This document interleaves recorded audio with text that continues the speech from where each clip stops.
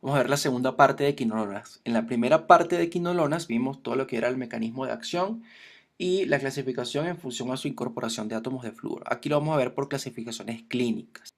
En la primera parte vimos que existían unas quinolonas que no tenían la incorporación de un átomo de flúor y se llamaban no fluoradas. Estas son las quinolonas de primera generación como ácido nalidíxico y oxolínico.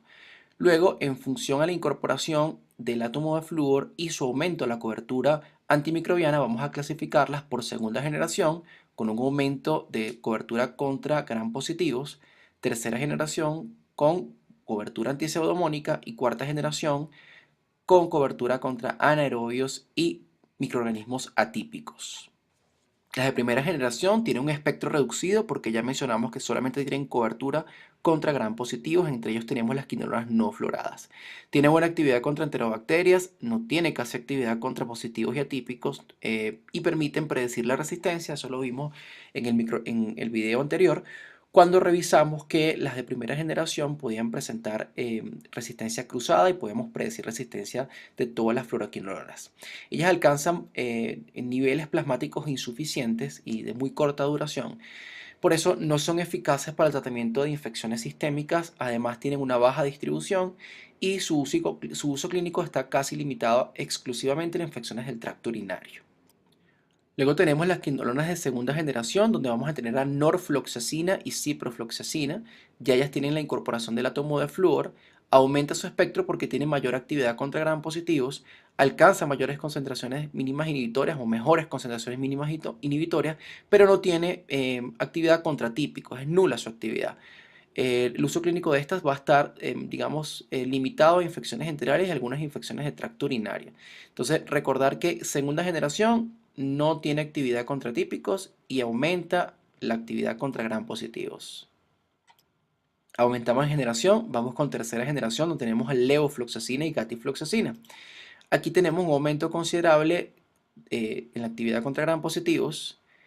Tiene cobertura contra Pseudomonas aeruginosa y cobertura contra típicos como Mycoplasma pneumoniae. Buenas concentraciones plasmáticas, la levofloxacina tiene una biodisponibilidad cercana al 100% y no presenta cobertura contra anaerobio. Entonces fíjense cómo vamos aumentando la cobertura en función a las generaciones. Muy usadas en infecciones respiratorias y ahora vamos a introducir un concepto que se denomina quinolonas respiratorias donde entra la levofloxacina. El máximo representante de las quinolonas de cuarta generación es la moxifloxacina. Tiene cobertura contra gram negativos, gram positivos y neumococos y una mayor actividad contra micobacterias y contra anaerobios, cosa que no tenían las de tercera generación. Revisemos entonces primera generación, gram negativos, segunda generación, gram negativos y gram positivos, tercera generación, pseudomonas y atípicos, y cuarta generación incorporamos la cobertura contra anaerobios. En relación a los aspectos farmacocinéticos, les comenté que tienen una buena absorción oral. La levofloxacina tiene una biodisponibilidad cercana al 100%, ya lo vamos a revisar. La presencia de alimentos no reduce la absorción oral y tiene buenas concentraciones. Las concentraciones plasmáticas de la levofloxacina alcanza casi, son similares a la administración endovenosa. Hay una característica farmacocinética muy importante, que es que ellas tienen una muy buena penetración al lecho extravascular. ¿Por qué se debe esto? En primer lugar, por una escasa unión a las proteínas plasmáticas, por un bajo grado de ionización y por una elevada solubilidad en agua. Esto le va a dar una característica farmacocinética que es la penetración a la mucosa bronquial, la mucosa gástrica, riñón, pulmón, líquido sinovial y el lecho prostático. Aquí tenemos desglosados lo que es la biodisponibilidad, la semivida y la unión a proteínas plasmáticas. Fíjense que la levofloxacina tiene una unión al 24%, es bastante baja, y el nalidíxico es la que tiene mayor unión a proteínas plasmáticas y es de primera generación. Como les mencioné, el bajo grado de ionización, la solubilidad en agua y la unión a las proteínas plasmáticas es lo que le da la característica del transporte al territorio extravascular y alcanzar buenas concentraciones en la mucosa bronquial, en la mucosa gástrica y en el tejido prostático. La eliminación de estos fármacos, casi todas son por excreción urinaria. Fíjense que la levofloxacina en un 80% por excreción urinaria, puede ser por filtración glomerular o secreción tubular activa, y la moxifloxacina presenta metabolismo hepático. La hemodiálisis y la diálisis peritoneal reduce la concentración plasmática de estos fármacos. Mencioné que tiene buenas concentraciones intracelulares, alcanza buenas concentraciones en macrófagos y polimorfos nucleares. Hay que evitar el uso en el embarazo, atraviesan placenta y líquido amniótico. Tiene diferentes vías de eliminación, ya las mencionamos, pero principalmente son a nivel renal. Nor, cipro y ofloxacina se elimina por los dos mecanismos, por filtración glomerular y por secreción tubular activa. Hay que hacer ajustes en caso de enfermedad renal mediante clearance de creatinina. Múltiples efectos adversos, aunque son fármacos bien tolerados, entre ellos pueden ser reacciones gastrointestinales, reacciones de hipersensibilidad, cefaleos. Pacientes con antecedentes de convulsión pueden tener disminuir el umbral epileptógeno, pueden producir hipotensión, sobre todo cuando se administra rápido vía endovenosa, y la gatifloxacina puede producir alteraciones de la glicemia en ancianos. Sin embargo, hay tres efectos adversos que no podemos olvidar, que son, digamos, los más específicos, que son, vamos de abajo para arriba, la prolongación del intervalo QT, sobre todo en GATI, moxifloxacina y levo también puede darse, la rotura del tendón de Aquiles o rotura tendinosa, sobre todo en pacientes adultos mayores, y cuando se administra con AINES pudiese presentarse alteraciones neuropsiquiátricas. Esto se debe por un aumento de la separación del GABA en el espacio presináptico. También puede darse intranquilidad, inquietud, y eso puede presentarse cuando hay una administración rápida endovenosa de levofloxacina. Como hemos visto en farmacología, warfarina y teofilina son fármacos que pueden interactuar con casi todos los fármacos y las quinolonas no se eximen de esta interacción. También hay algunos antiácidos que contienen sales de aluminio que pudiesen reducir la absorción de las quinolonas. Vamos a los usos clínicos. Mencioné en reiteradas ocasiones que se usan en infecciones urinarias, las de primera generación.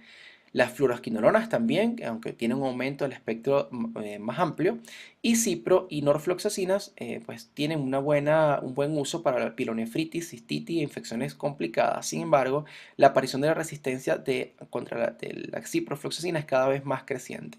Entonces hay que tener precaución y no utilizarlo de primera línea, y cuando lo usemos siempre sea con antibiograma de por medio.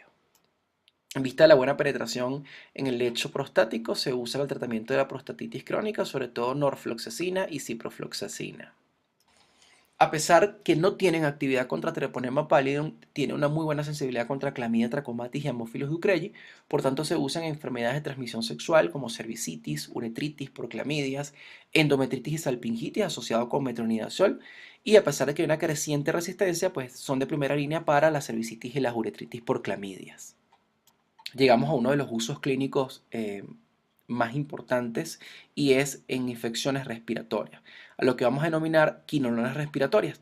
¿Qué son las quinolonas respiratorias? Son aquellas que tienen cobertura contra Haemophilus influenza, neumococo, Moraxella catarrhalis, tienen cobertura antipseudomónica y a su vez tienen cobertura contra Mycobacterium y Mycoplasma pneumoniae. Estas van a ser básicamente la levofloxacina, gatifloxacina y moxifloxacina. Un buen uso en exacerbaciones infecciosas de EPOC y neumonías adquiridas en la comunidad, en exacerbaciones infecciosas en pacientes con fibrosis quística y en neumonías no aspirativas por bacterias aerobias gram negativas. Sin embargo, es importante recalcar que la moxifloxacina tiene cobertura contra anaerobios.